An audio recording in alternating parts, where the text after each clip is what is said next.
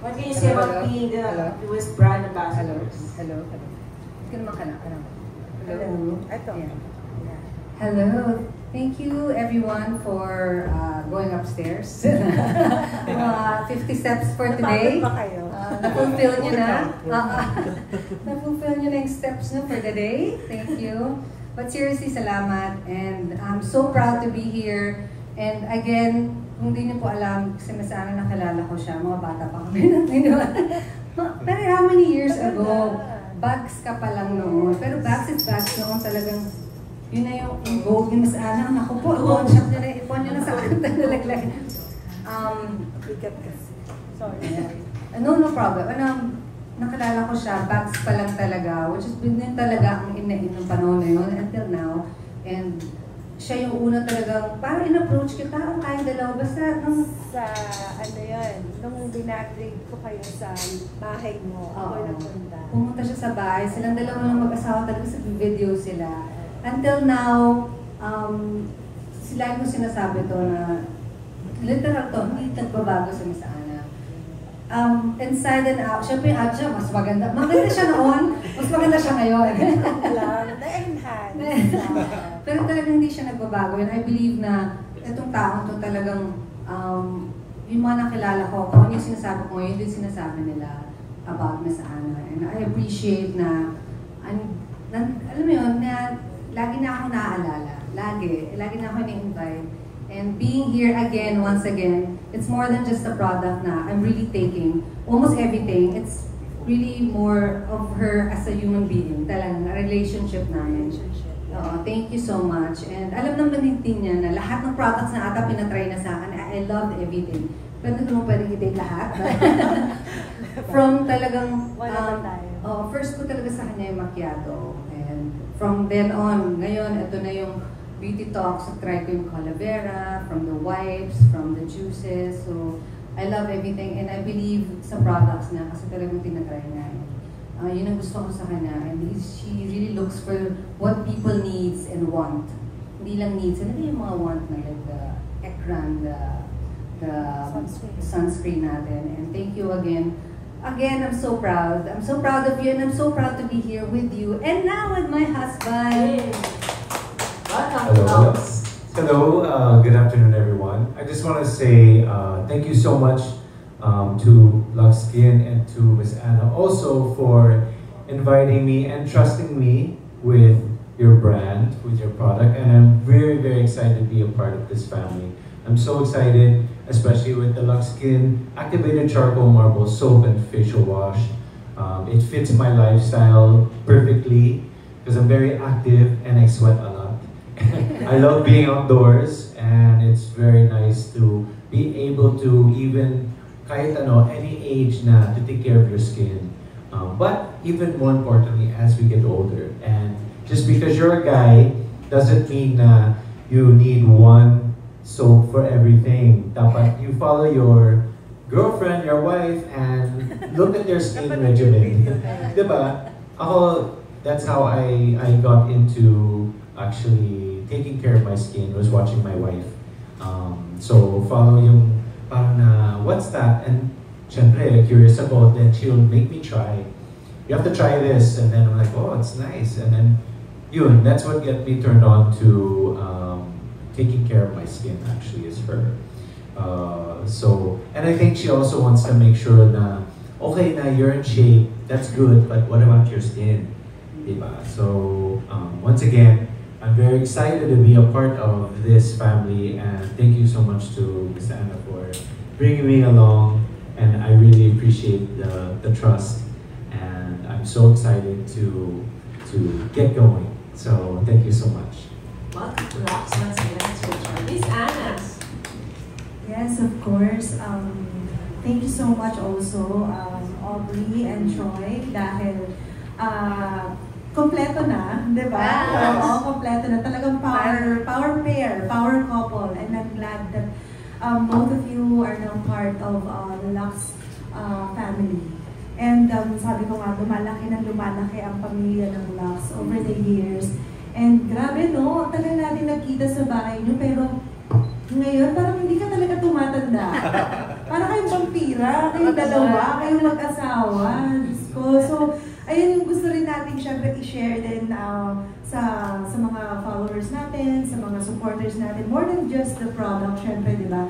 Ano pa ba yung mga iba na sikreto ninyong dalawa na pwede natin ma-share din po sa kanila? Kasi aside from that, syempre, yung pagsasama ng dalawa is talagang patatag ng patatag. Isa kaya sa mga ina-idolize ko when it comes to marriage, relationship, di ba? Kaming mag-asawa, matagal na rin. Pero andun, alam mo, andun yung spark, andun pa rin yung kilig.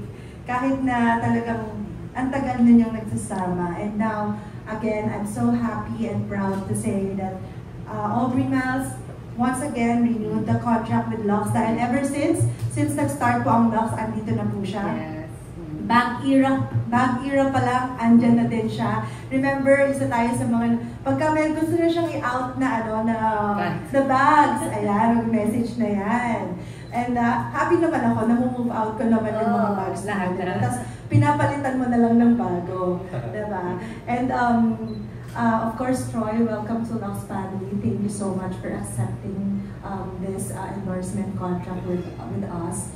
And yun, thank you so much also sa mga press people po na nandito sa atin ngayon na patuloy na sumusuporta sa journey ng Lux Beauty and Wellness. Thank you, Miss Anna. Okay, so now we move on to the questions of our friends from the press. Let's start with George Regalo from ABS-CBN Online. Hello. Hello. For Miss Aubrey. Being one of the prettiest in the industry, may kasama bang responsibility yun? And at tawagin ka rin ageless beauty, may kasama bang responsibility yun? Alam mo sa akin, it's a good responsibility or good pressure. I always take it na it's a positive thing na hindi, parang dito sa showbiz, parang kahit kailangan mo tumanda, hindi ka allowed tumanda, di ba? But for me, I'll take it. It's okay. Hindi ako yung grabe naman sila, gano'n. Kasi I like it, you know. I don't mind maintaining it. And I like how it looks, how it feels. So yung pressure na yun, I will take it with a full heart. Okay lang sa akin. And I like to take care of myself since bata pa ako. I don't mind, I like working out, I like eating healthy. Somehow, of course may pig-outs ako here and there, pero the pressure, sana tanggapin natin, okay lang yun. Kung talagang we age, you know, and you just take it and do something about it. Okay lang yun. Pagka talagang wala na tayong magawa, I think, wala na tayong magawa, talagang wala tayong maganda. But for me, in our generation na, in this time, I'm so happy na marami ng ways. Wala na tayong excuses na, depende na talaga kung ayaw mo. Like for me, the beauty talks is perfect for my age. Especially kung medyo mahilig ako out sa mga outdoors. So I need to take this. And sabi ko din, you know, one ingredient na I like and benefits ng Beauty Talks, which is this one. Meron siyang anti-inflammatory. Usually, na-ignore natin yung anti-inflammatory. That's the one thing I always look for because I work out. So, pag may anti-inflammatory ka, pag you work out, you hardly get muscle sore. So, kunwari umakit kayo dito, tapos bumaba kayo ulit, kinabukasan, nagmasakit, meaning you need something. Kasi hindi dapat gano'n. Dapat your body has to recover agad. Saka easy lang to. Pero, if you're sore the next day, dapat you need something na anti-inflammatory. That's why yun yung gusto ko. Para hindi ka pagod the next day, di ba? So yun yung lagi nililook forward to. That's why ako perfect sa akin. And nung nag-start ka sa showbiz, and now you're a mom, also a wife, nagbago ba yung concept mo ng beauty? Sa akin, yes. Nagbago siya na I have to fit in with my lifestyle, with my kids. Hindi ko tulad before, training lang ako ng training outside. Now I can't train outside. I have to train indoors because we don't have a yaya and we don't have a driver now. By choice because hindi na ako sanay na may, sa akin lang to, hindi ako sanay na may stranger sa bahay. Since before pa pandemic. So yun ang nagbago lang. Siguro less training na ako. Before kasi kami dalawa, nagta-triathlon pa kami, mga ganyan, swimming outside, kung ano-ano. Ngayon, we're happy running sa treadmill, lift weights, with yoga and pilates. So, yun lang mga nagbago. Pero still, kailangan, no way, you have to stay active. for Evelyn Troy, ano yung mga insecurities yung meron ba? Hello. Insecurity, syempre naman, I mean, I think all of us are human na nobody wants to grow old, diba? Everyone wants to stay young, stay fresh. Parang hearing na, oh my gosh, you're old na, this and that. Yes, we're all getting old, but it doesn't mean that you have to just let go. You can, put up a graceful fight, if you will. So, parang if you eat healthy, if you have a healthy lifestyle, if you have good vibes, and to go along with that, a good skin regimen, then you can age gracefully and be confident as you get older na, okay na, I'm happy with the way I'm aging. So, for me, I think that's one of the insecurities na a lot of people feel, not just because mga showbiz or because you're an actor. I think in general, everyone probably has that feeling na deep down inside. So I think that's one of them. But by taking care of yourself, you can lessen that. And for Miss A, alam din ng public yung story before na scam ka, yung mga pinataanan mo. Ano sa tingin mo yung secret? Kung meron man, kung bakit ka nagtagumpay ngayon? Siguro kasi hindi ako sumusuko. Andun talaga, it's normal, it's part of life na nadadapa tayo. May mga tao mapagsamantala talaga, di ba? Hindi natin, minsan talagang may ganun, may malapit ka sa ganun, no? Pero ang mahalaga is hindi ka sumusuko, malaban ka, at ginagawa mo pa rin kung ano yung tama. Siguro yun din nakikita ni Lord, masyado mabait tong batang to, sige, pagpalain natin. Siguro ganon, baka na-feel naman ni Lord talaga rin yung yung desire natin sa puso na talagang gusto nating magtagumpay. And ano ba yung advocacy or goals ng company mo for the next years?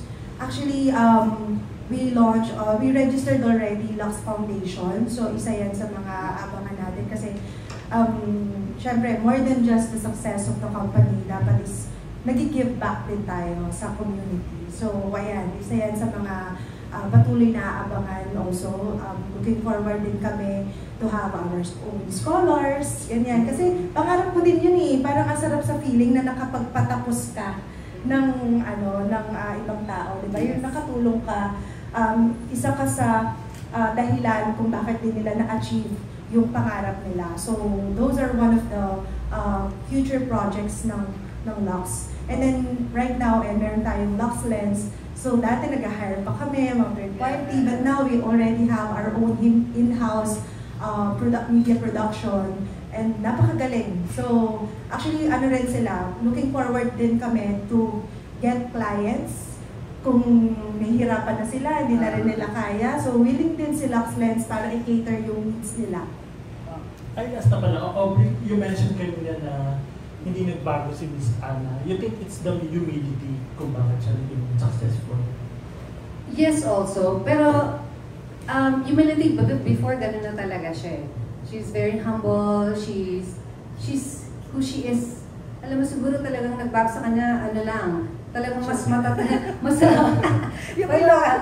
matatag na siya ngayon. Alam mo mas mayaman. Mas mayaman, mas madaming bags. Saka pag nagsalita siya ngayon, mas, yung confidence niya talagang ibang level. And she knows what she's talking about. So, bakit hindi ka mamayain even before pa di ba? Talagang, matalk ka na talaga. Pag sa camera, pero pag sa totoong buhay, nasa sa isang tabi lang ako.